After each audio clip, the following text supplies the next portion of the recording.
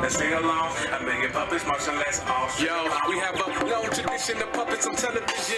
It's being called the Million Puppet March in Washington, D.C., a reaction to Mitt Romney's threat to cut federal funding to public broadcaster PBS, the producer of Sesame Street.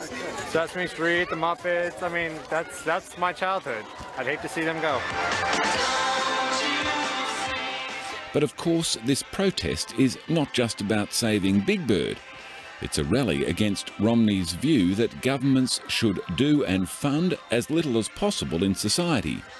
I suppose it's a slippery slope. Once we start to lose funding to this, we can start to lose funding to all sorts of other things we take for granted. I mean, we are a part of a community, we are a part of a society, and we do want the roads paved and our children educated. An issue which goes to the very heart of this election.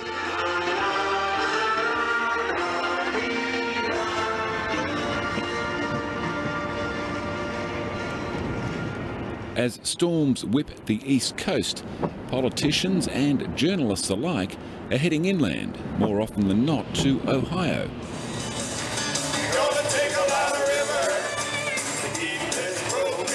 With Obama and Romney running neck and neck, it looks like Ohio, a big state, a swing state, could prove to be the decider in this election.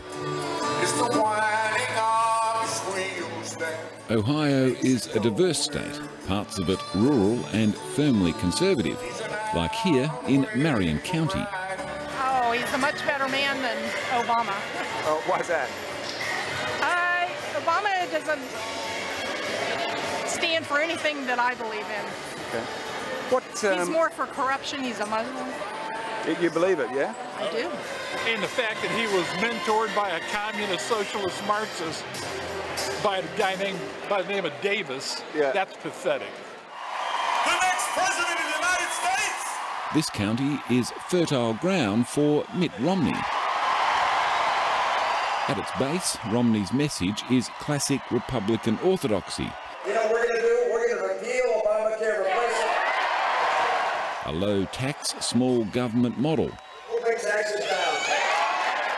At complete odds with Obama's scheme to boost the economy with government spending and a plan to tax the rich.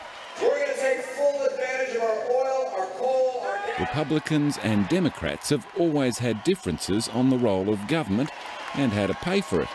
But in this election, those differences are more than shades of grey. A chasm is opening between them. And so we're going to stop spending what we don't have and finally get America on a track to a balanced budget. The same divide replicated in this week's Senate and congressional elections as well.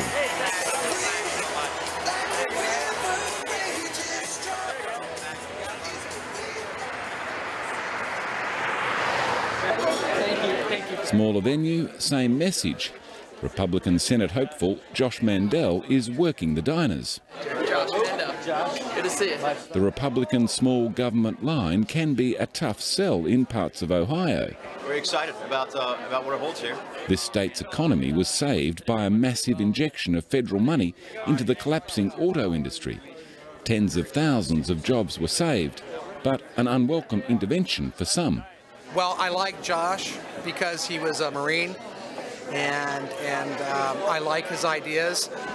And also, his opponent is very left. Right. I would say Marxist. You won't miss the Democrat money if it's taken away. For me, please take it away. You know, everything has to survive based on its own merits. On your own feet. On its own merits. That's right. We're going to do it, Ohio!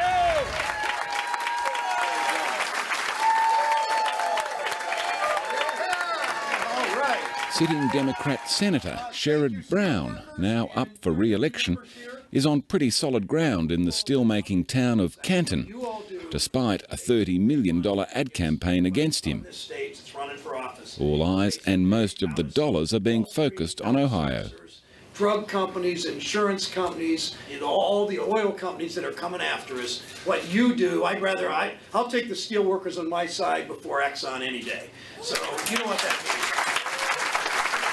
since the auto rescue, the unemployment rate in this state's gone from 10.6% to 7%. And that was because you stood up, and because the president stood up, and because all of us did to fight for the middle class and to fight to re-energize.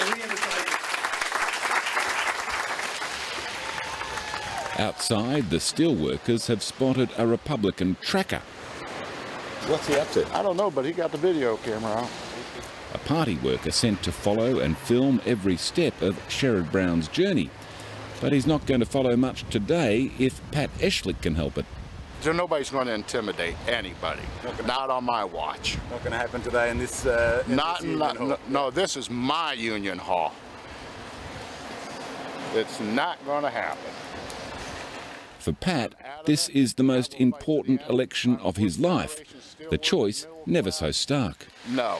My father-in-law retired from LTV, and when they went bankrupt, he lost hundreds on his pension and passed away without health care. My mother-in-law just passed away 4 weeks ago Saturday, 86 years old, had no health care. It's about my standard of living. It's about the fight for my boy who's a senior in high school that wants to go to college. My sophomore son who's in high school who wants to go to college. This is about the American dream, working hard, getting ahead. It's not about the rich man.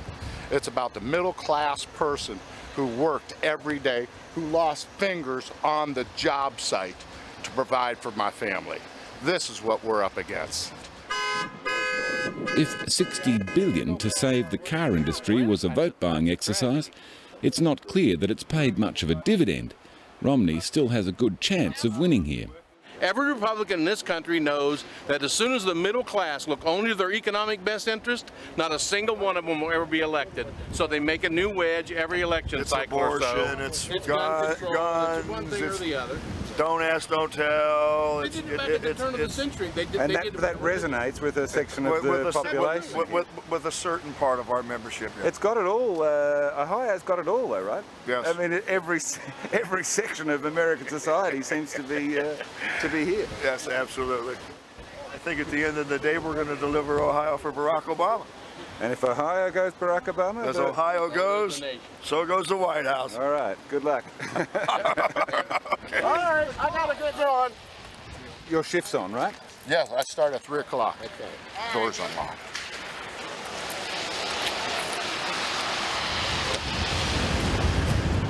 There was manufacturing throughout this region. There's still a bit, but it's taken a big hit, right? Oh, it took a major hit. At one time, this plant employed any place from 9,000 to 10,000 people. Right down the street here, as I'm going down, used to be U.S. Steel. There used to be Hercules engines here that made the best engines in the world for military vehicles. It's a similar story across the United States. Democrats like Pat believe the decline will only get worse if capital is left to its own devices. Everything has left because they're chasing the dollar and trying to exploit workers. Yeah. So you think you're going to win on Tuesday? I'm going to do my damnedest. This whole weekend, I've already told my wife, it's my weekend off. Don't expect me home because I'm going door to door to door to door. You're campaigning. All right, good luck for you. Thank you very much and God bless you. Thanks for your time. Thank you. The millions of people throughout the Northeast who are now under the deadly grip of Monster Storm Sandy. Hello, I'm Greg Jarrett. North of Canton sits the massive General Motors plant at Lordsville, a factory and a company that was going to fold just 4 years ago until bailed out by Obama.